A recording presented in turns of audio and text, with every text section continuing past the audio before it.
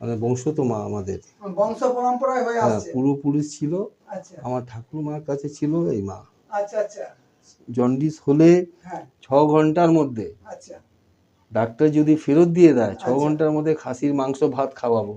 আচ্ছা আচ্ছা আমার এটা পুরো চ্যালেঞ্জ আছে। আচ্ছা যত বড় ভূত প্রেত জিন জিনার বাড়িতে থাকবে হ্যাঁ সব ভ্যানিশ হয়ে যাবে। বাহ, আমি এই কবচ পেয়েছি হনুমানজির কাছ থেকে। কাছ থেকে। নমস্কার বন্ধুরা, মুখার্জি ব্লগের পক্ষ থেকে সকল দর্শক বন্ধুকে স্বাগত জানাই। আশা করি সকলেই ভালো আছেন, সুস্থ আছেন। আজ আমি এসেছি হালিশহর স্টেশন থেকে কিছুটা দূরে নেতাজিনগর পানবস্তির মাজার মন্দিরে। আর এই মাজার মন্দিরে রয়েছেন তান্ত্রিক মনোজ বাবা। বহু দূর দূরান্ত থেকে বহু ভক্ত এই মনোজ বাবার কাছে আসেন তাদের নানা রকম সমস্যা নিয়ে, নানা রকম শারীরিক সমস্যা নিয়ে। এখানে বান মারা থেকে শুরু করে বাস্তুদোষ, বশীকরণ, এছাড়াও শারীরিক সমস্যা, ক্যান্সার, প্যারালাইসিস, অর্শ, নানা ধরনের সমস্যার সমাধান করেন এই মনোজ বাবা। তো এই মনোজ বাবার মন্দির কিভাবে আসবেন, কখন আসবেন, মনোজ বাবার ফোন নাম্বারই বা কী আছে, এই সমস্ত তথ্যই থাকছে আজকের ভিডিওতে। তাই ভিডিওটা দেখুন, আশা করি ভালো লাগবে। আর ভালো লাগলে লাইক, শেয়ার, কমেন্ট, সাবস্ক্রাইব করবেন, নোটিফিকেশনের জন্য বেল আইকনটা অন করে দেবেন। তো তাহলে চলুন যাওয়া যাক সেই মাজার মন্দিরের।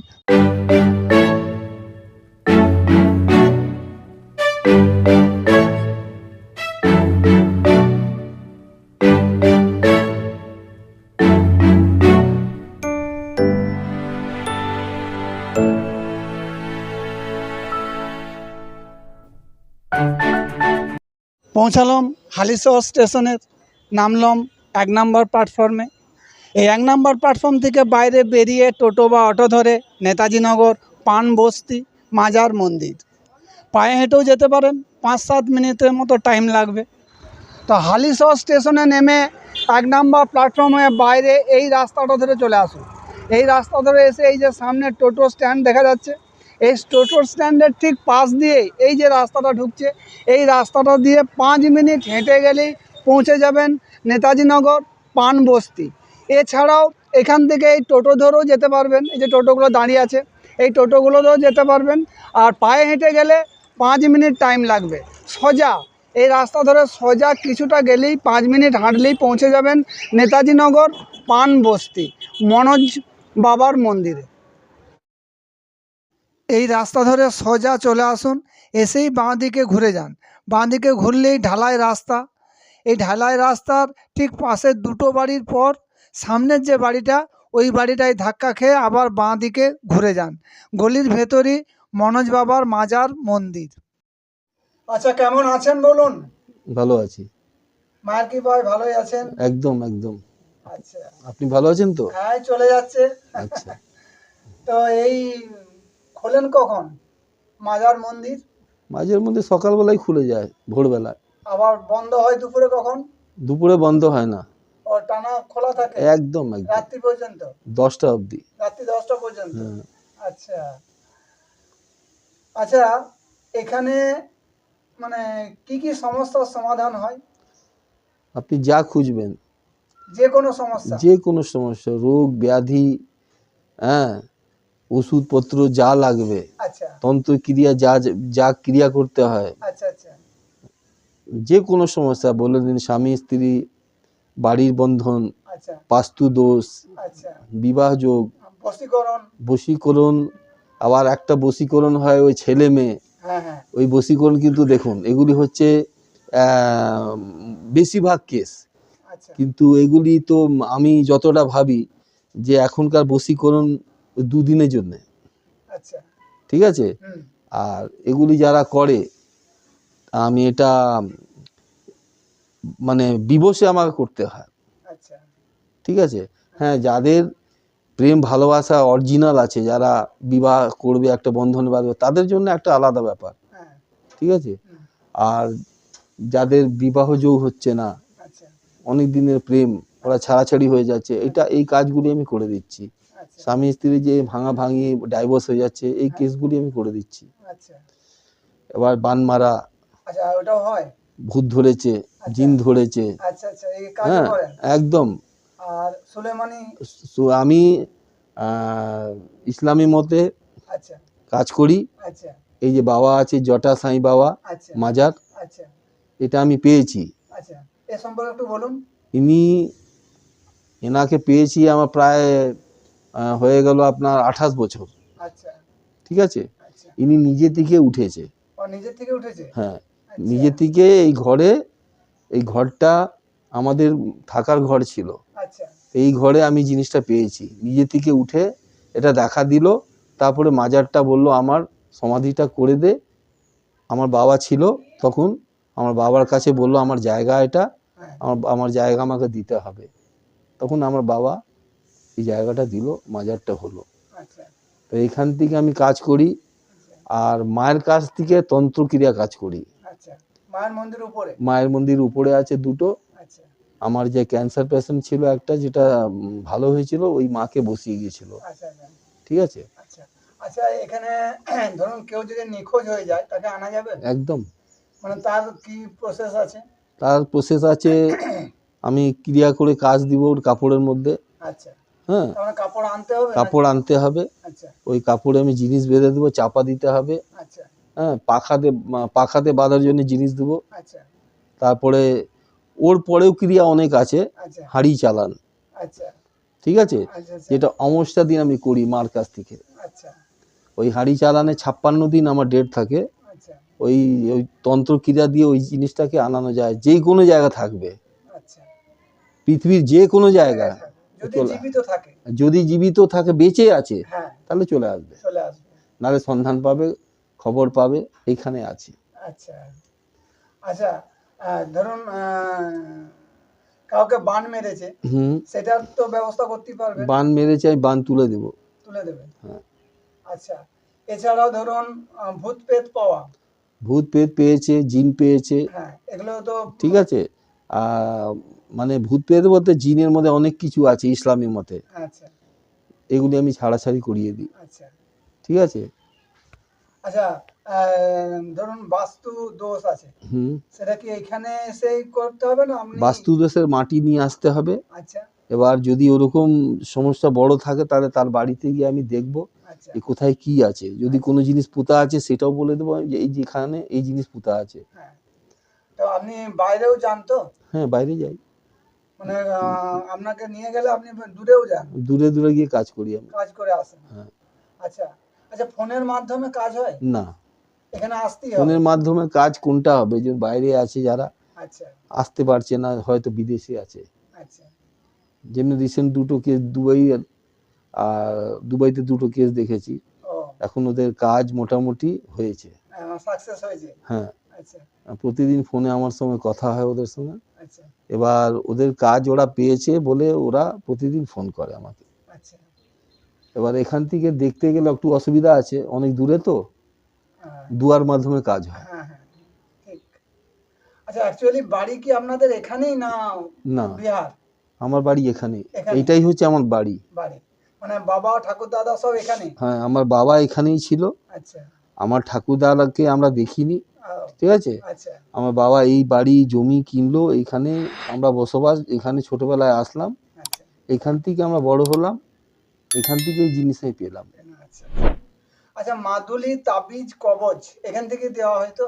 মাদুলি তাবিজ কবজ, রুদ্রাক্ষ, রত্ন, আচ্ছা ঠিকুজি দেখি, আচ্ছা হ্যাঁ ছকও দেখি, আচ্ছা আবার ছকও বানাই। আচ্ছা, ঠিক আছে, তো এর জন্য টাকা পয়সা কেমন লাগে? টাকা পয়সা যে যেরকম যার কাজ। আচ্ছা, যে যেমন যার কাজ। যে যেরকম কাজ। আচ্ছা, আর নির্ধারিত কোনো চার্জ নেই যে এটা এত দিতে হবে? না, আমার হচ্ছে কি ধরুন কাজের উপর নির্ভর কাজের করছে? উপর নির্ভর আছে। আচ্ছা, এবার রত্ন যদি কিনে, হ্যাঁ। রত্ন তো মূল্য দিতে হবে। নিশ্চয়ই। রুদ্রাক্ষ কিনে, ওর মূল্য তো দিতে হবে। তাবিজ কবজ করতে গেলে একটা খরচা আছে, খরচা আছে, সে তো দিতেই হবে। দিতেই হবে। যেমনি একটা ডাক্তারের কাছে লোকে যায়, আচ্ছা, ডাক্তার কি ফ্রিতে কোনো কাজ করে কি? না, তাহলে সে তো দিতেই হবে, মূল্য না দিলে তো কাজও হবে না। কাজও হবে না। আচ্ছা, এই যে মাদুলি তাবিজ কবজ, ওর মধ্যে যে ওষুধ দেন, সেটা কি গাছগাছড়া শিকড় না মায়ের পায়ের ফুল? না, জল? গাছ গাছড়া শিকড় না, ওটা আমি তৈরি করি। নিজে তৈরি করে? নিজে থেকে আমি জিনিস তৈরি করি। আচ্ছা ওর মধ্যে অনেক কিছু আমার তন্ত্রক্রিয়ার জিনিসপত্র লাগে। আচ্ছা আচ্ছা। আর ওটা পড়ার কি নিয়ম আছে? মাদুলি, তাবিজ, কবজ? মাদুলি তাবিজ পড়া হচ্ছে বৃহস্পতিবার, শুক্রবার, হ্যাঁ। এটা হচ্ছে সোমবার, এটা বাবার জিনিস। আচ্ছা আর মায়ের কাছ থেকে যেটা দিই শনিবার। আচ্ছা। হনুমানজি আছে পাশে মন্দির, হুম। হনুমানজির মন্দির থেকে মঙ্গলবারে কবচ দিই। আচ্ছা। আর ওটা কি গলায় পড়বে না হাতে? গলায়, হাতে, কোমর ছাড়া। আচ্ছা আচ্ছা। এখানে আসতে হলে কি তারা নিরামিষ খেয়ে না, আসবে, এরকম না কোনো ব্যাপার না, যে যা খেয়ে আসতেই যে পারে? যা খেয়ে আসতে পারে।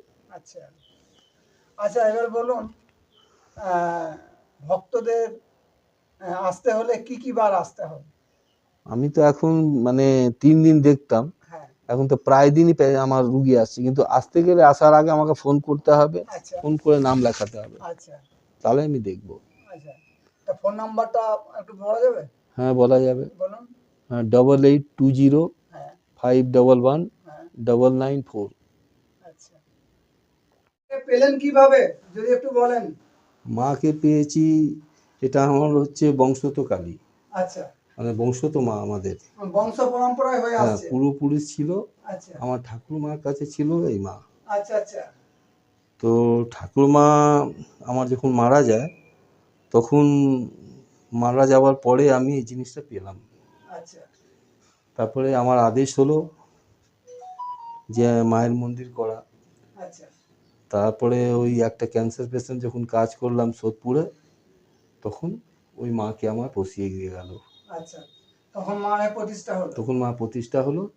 তারপরে পুজো আশা হতে লাগলো, এমনি মায়ের পুজো বাইরে আমার হতো, আচ্ছা শ্যামা মায় বসতো, সে মাকে বিসর্জন হয়ে যেত। আচ্ছা তারপরে প্রতি বছর, আচ্ছা হ্যাঁ, এবার কিন্তু এটা 2012-তে এই মন্দিরটা মাকে প্রতিষ্ঠা করা হলো। আচ্ছা আচ্ছা। মায়ের পুজো কোন কোন টাইমে হয়? মায়ের পুজো হয় প্রতিদিন, তো হয় যেটা নিত্য পুজো তো পুজো হয়। হয়। আর বাৎসরিক পুজোটা যেটা হয় সেটা অঘ্রাণ মাসে অমাবস্যাতে। অমাবস্যাতে। এছাড়াও রটন্তী কালী পুজো, ফলারিনী কালী পুজো এগুলো হয়? না, প্রতি অমাবস্যাতে মায়ের ভোগ হয়, পুজো হয়। আচ্ছা আচ্ছা। আর এই কার্তিক মাসে দীপান্বিতা অমাবস্যা? না, ওই ওই ভোগ আর পুজো হ্যাঁ, এমনি? অঘ্রাণ আর মাসে হচ্ছে বাৎসরিক পুজো হয়, বাৎসরিক পুজো সে হয়। তখন আমার বলি হয়। আচ্ছা আচ্ছা। ও, এখানে বলি প্রথা আছে? হ্যাঁ, বলি প্রথা আছে। কি বলি হয়? ছাগল? পাঠা, পাঠা বলি হয়? হ্যাঁ, ও আচ্ছা আচ্ছা। জোড়া পাঠা, জোড়া পাঠা। যেহেতু জোড়া মা আছে। হ্যাঁ হ্যাঁ হ্যাঁ। আচ্ছা, এই মায়ের সম্পর্কে একটু বলুন। এই মাকেই আগে পুজো হতো আচ্ছা প্রথমে, আচ্ছা মানে মাকে পুজো দিয়ে আমরা বিসর্জন করে দিতাম। আচ্ছা আচ্ছা তারপরে যখন মন্দিরের প্রতিষ্ঠা হয়ে গেল, তখন মাকে একসঙ্গে বসানো হলো, সে আর মাকে পুজো দিয়ে বিসর্জন করা হয় না, আচ্ছা। বছরে একবার মাকে বিসর্জন দিয়ে নতুন মাকে আনা হয়। ও আচ্ছা। আর ওই একই সময় পুজো হয়? একই সময় দুই মাকেই পুজো দেওয়া হয়। আচ্ছা আচ্ছা। এখানে ক্যান্সার, প্যারালাইসিস, একদম, অর্শ, হ্যাঁ হ্যাঁ, এগুলোরও ওষুধ দেন তো? সব দিই। তাতে ভক্তদের হ্যাঁ, কাজ হয়? জন্ডিস, জন্ডিস হলে হ্যাঁ 6 ঘন্টার মধ্যে, আচ্ছা ডাক্তার যদি ফেরত দিয়ে দেয় 6 আচ্ছা। ঘন্টার মধ্যে খাসির মাংস ভাত খাওয়াবো। আচ্ছা আচ্ছা আমার এটা পুরো চ্যালেঞ্জ আছে। আচ্ছা আচ্ছা। আমি শুনলাম ওই আপনার কোন পেশেন্ট ক্যান্সারের পেশেন্ট ছিলেন, তিনি ভালো হয়েছে, হুম। ওইটা একটু বলুন। হ্যাঁ, ক্যান্সার পেশেন্ট যেটা ভালো হয়েছে, এক রাতে সেই ক্যান্সার ভালো হয়েছিল, আচ্ছা সেই মাকে বসিয়ে দিয়ে গেল। আচ্ছা আচ্ছা দক্ষিণা মা, মানে এই মাকে, পাথরের মাকে। আচ্ছা আচ্ছা। ভক্তরা কিভাবে আসবে, লোকেশনটা যদি একটু বলেন? লোকেশনটা হচ্ছে এই হালি শহর, যদি আপে নেমে হুম। যদি শিয়ালদা থেকে যদি আসে, হাওড়া থেকে যদি আসে, আচ্ছা তাহলে ওকে নৈহাটি হয়ে ভায়া আসতে হবে হালি শহর। আচ্ছা আপে নেমে টিকিট কাউন্টার থেকে বাইরে বেরিয়ে হুম, বাঁ দিকে দেখবে শনি মন্দির আছে, ওখানে রিক্সা আছে, রিক্সাওয়ালাকে যদি বলে পান বস্তি নেতাজি নগর যাব, মাজার মন্দির, হ্যাঁ, মাজার মন্দিরটা বলতে হবে। মাজার মন্দির যদি বলে, হ্যাঁ, তাহলে সে নিয়ে আসতে পারবে। যদি মাজার বলে তাহলে অন্য দিকে নিয়ে চলে যাবে। আচ্ছা আচ্ছা মাজার মন্দির, পান বস্তি নেতাজি নগর, আচ্ছা মনোজ কুমার দাস, আচ্ছা ওখানে আমরা যাব। আচ্ছা। ধরুন অনেক দিন বিয়ে হয়েছে কিন্তু বাচ্চা কাচ্চা হয়নি, হ্যাঁ, হবে। এখানে এলে তার হ্যাঁ। সমস্যার সমাধান হ্যাঁ, হবে? দেখবো কি সমস্যা আছে, ওই প্রতিকার করবো তার। তারপর হ্যাঁ। আচ্ছা। আচ্ছা ধরুন স্বামী স্ত্রীর মধ্যে ঠোকাঠুকি চলছে, হ্যাঁ, কেস কামারি চলছে, ডাইভোর্স চলছে। হ্যাঁ এগুলো কাজ করেন তো? একদম। আচ্ছা এই আচ্ছা তো কদিন আগে শ্যামনগরে কাজ করলাম, আচ্ছা সে দুজনে সেই ছাড়াছাড়ি ঘর বাড়ি। আচ্ছা কালকেই ফোন এসছে আমার আচ্ছা যে ওনার মা কাজ করিয়ে নিয়ে গেছিল, ওনাদের মধ্যে মিল হয়ে গেছে, চলে এসছে। আচ্ছা। আচ্ছা আপনি তো তন্ত্র সাধনাও করছেন, হ্যাঁ, তো তন্ত্র সম্পর্কে দু চার কথা বলুন। দেখুন তন্ত্রতে দু চারটে কথা বলতে তন্ত্র কোনো শেষ নেই। শেষ নেই, ঠিক ঠিক। মানুষ এই আজ মরে যাওয়ার পরেও সেটা ও প্রাপ্তি হয় না। আচ্ছা যে যারা বলে যে আমি এটা করে দিয়েছি, ওটা করেছি, ওটা ভুল। আচ্ছা এর কোনো শেষ নেই। আচ্ছা আচ্ছা যার উপরে ঈশ্বরের কৃপা হবে সেই অতদূর যেতে পারবে, যেতে পারে। আমরা যেতে পারবো না, এটুকু বলবো। আচ্ছা মাকে কখনো অনুভব করেছেন বা উপলব্ধি করেছেন? হ্যাঁ, মাকে অনুভব না করলে আমি কাজ করব কি করে? আচ্ছা মা যদি সাড়া না দেয় আমি কাউকে বলতে পারবো কি? আচ্ছা এরকম কোনো অলৌকিক ঘটনা আছে যে মা হয়তো নূপুরের আওয়াজ শুনতে পেয়েছেন বা এখানে অলৌকিক ঘটনা বলতে অনেক কিছু আছে। দু একটা বলুন না। মা যে এখানে চলাফেরা করে, হ্যাঁ হ্যাঁ এরা যারা আহ, বুঝতে পারবে হ্যাঁ তারাই জিনিসটা ধরতে পারবে মা চলাচল করে কিনা, বাবা চলাচল করে কিনা। আচ্ছা আচ্ছা সেটা রাত্রিবেলায় বোঝা যাবে। রাত্রিবেলায় বোঝা যাবে। আচ্ছা আচ্ছা ভক্তদের উদ্দেশ্যে কিছু বলুন।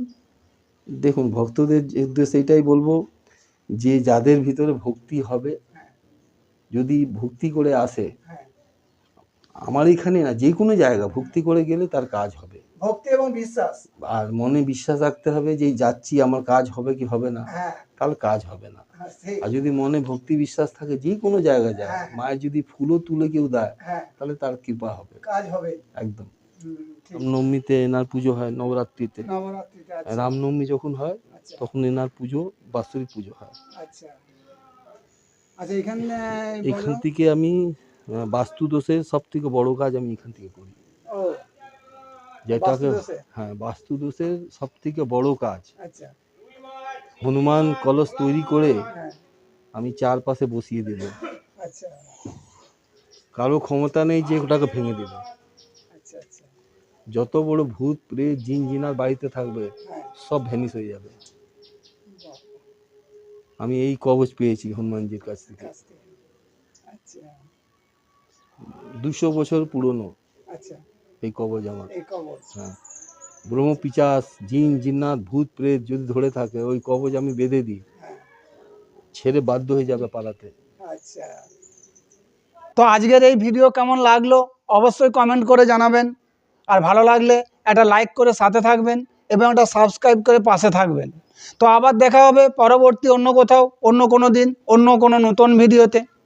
ভালো থাকবেন, সুস্থ থাকবেন। তাহলে আজ এই পর্যন্তই, টাটা।